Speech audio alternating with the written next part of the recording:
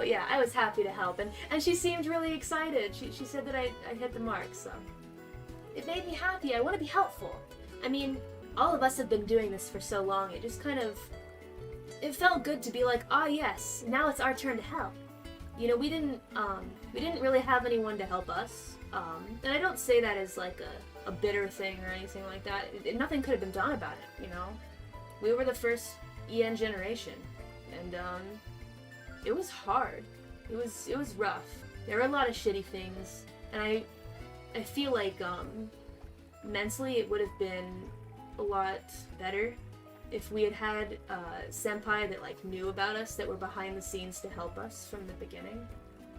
So, I mean, of course we have senpai, but like they didn't even really know about us. You know, I'm sure they would have helped us had we been in the same environment before debuting. But it was hard, you know? It felt really shitty for a long time. And I couldn't help but think, man, if we had people who had done this before to help us, I'd be feeling a lot better now. So I guess that's why I wanted really badly to try and help as much as I could. Everyone in Myth is really mentally strong. And if we weren't before, we had to become really mentally strong. And so I think we were able to give some good advice to them and hopefully help them out on their journey, because they're going to do great stuff. I think they're going to do amazing things, and I can't wait to see what they do. I wish them the best of luck. There's gonna be tough times. There's gonna be a lot of fun times. There's gonna be trouble sometimes. But we will support them whenever they need something. You know, I remember after my debut, I was very, very devastated. I was not doing well. And yesterday after the debut, I wanted to be there for the girls. That's the reason why I stayed up until like 7 a.m. Because I was still like riding with some of the girls. Because they, someone voiced some concerns, and I was very relating to those concerns. So I just wanted to be there to you know, be there as a senpai and tell them they're not alone. And I've been through that too, but and I'm gonna be honest, I'm not gonna sugarcoat it, okay? It's really not just a freaking fairy tale. This is a problem maybe that a lot of people have when they look at hololive and they're like, I want to become a VTuber, and especially one in hololive because that's the successful company, and I will go there, I will have lots of fans, I will be famous, I will make lots of money. So that's how a lot of girls think, I think. And that we get so many auditions from people who don't know, because how could you know unless you take off your pink glasses for a moment?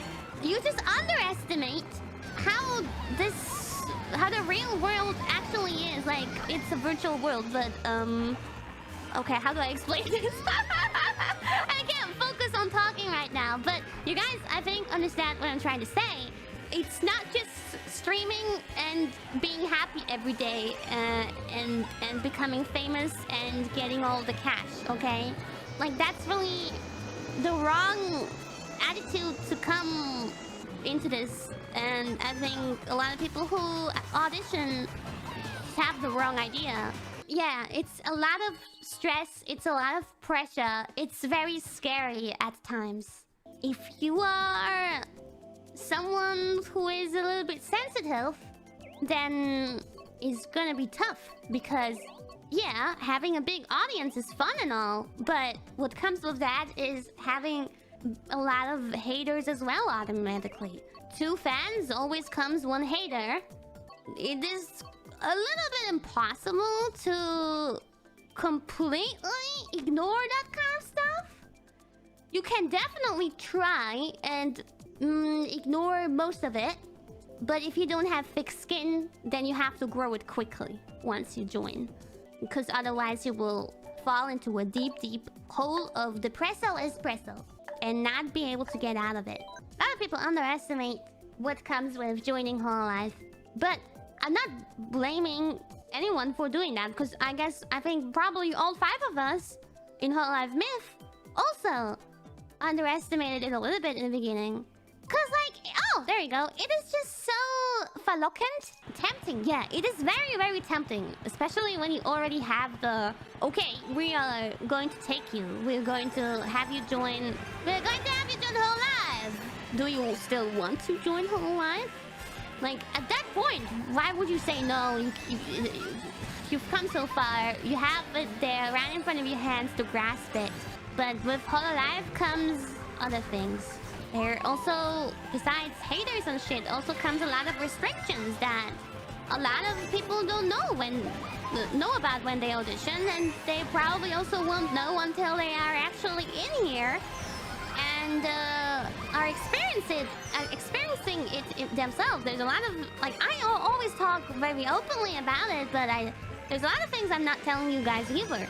And I personally don't have many issues with that kind of stuff because I'm kind of used to it. Lived in Japan before, and I know how Japanese companies work and think. And for me, it wasn't so difficult to get used to that at all, because it was normal for me. But for other people, they might have an issue with that. With how a Japanese company works and operates, and yeah. Or also, just a big Vtuber company compared to being an indie. You don't have that much freedom. Still, I would say I personally do have a lot of freedom in most of the things. Like, I decide what games I play. I decide how I want to present myself and express myself and that kind of stuff. But there's other things where I had no input. Let's just say my body was created by a god called Hukepapa. Before I even knew it, who decides? Who decides how they look like when they are born? I did have a lot of input for the casual outfit, but that's something that other people I think would be like surprised about. They come in here and they're like, oh, I think I want my model to look like this. I want the model that I debut with to look exactly like this. Probably not going to happen. Sorry, don't want to shatter your dreams. So I think a lot of people assume that we decided all of this on our own, but I just wanted to clear up that is not the case for every Hololive girl.